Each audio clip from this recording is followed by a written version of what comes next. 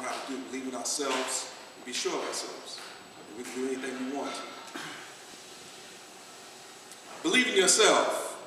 Believe in yourself. Don't give up the fight. Just keep on struggling with all your might.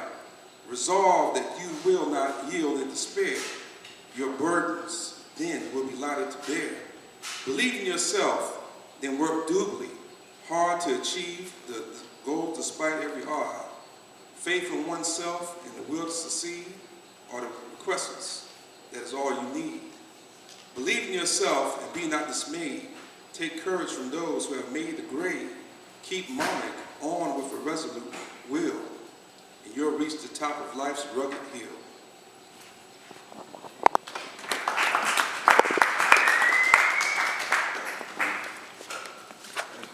The next poem I'm going to bless you with is a poem out of my book, Poems of Life.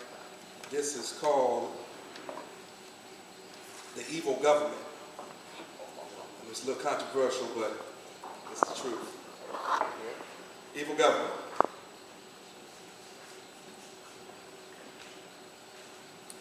I have some questions and I need some answers.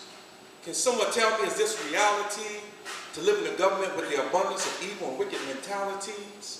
Have we done away with the so-called American dream to live with equal liberties and the right to have the pursuit of happiness? Has the devil handicapped our minds? The government is protected while we, the American people, are neglected. While we struggle to pay our mortgage and feed our families every month, we have politicians pulling stunts, like spending our tax dollars on mistresses and ladies of the night. This nefarious insanity I'm not understanding.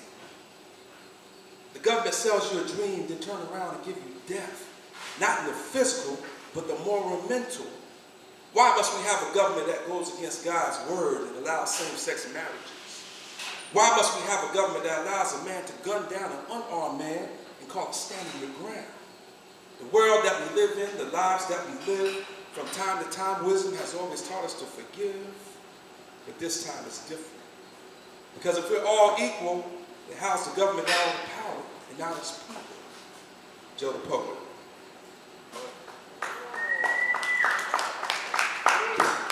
My next poem I'm going to do is also from my book, Poem of Life.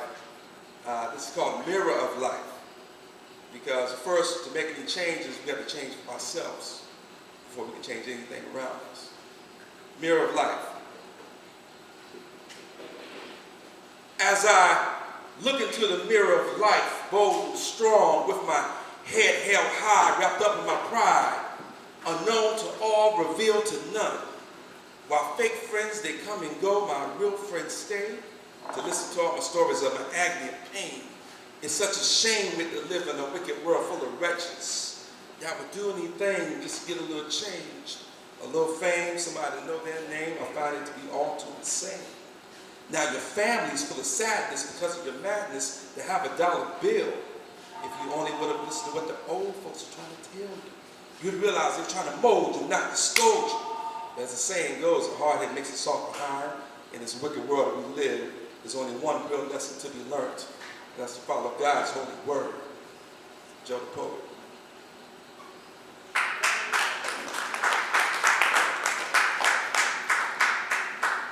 Thank you, thank you, thank you.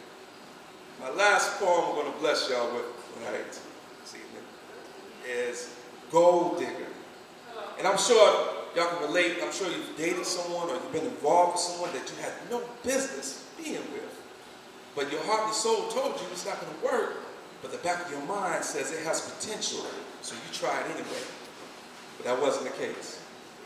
Gold digger.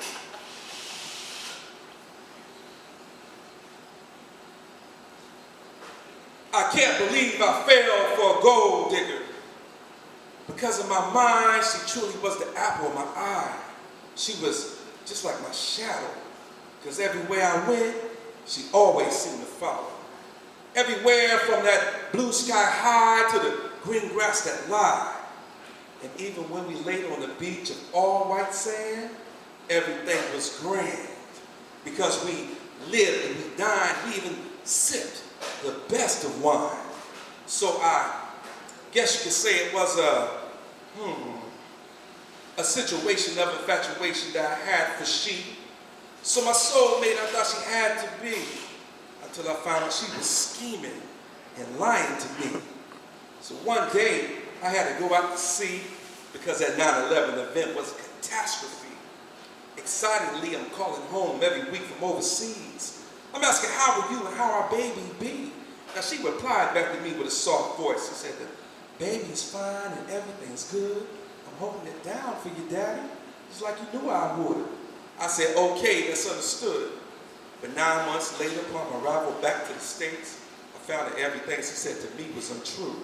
Because don't you know, my bank accounts were empty and bills weren't paid. And on top of that, can you believe she had another man in my bed getting laid?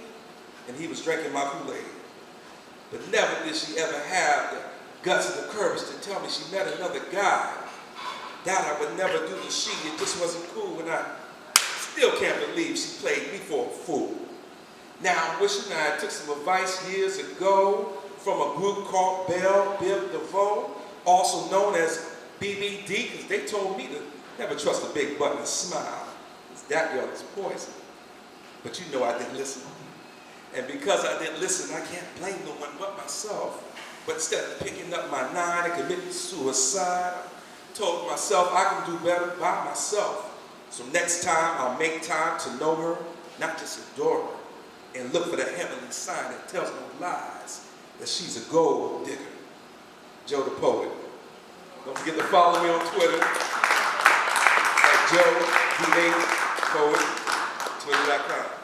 Y'all stay blessed.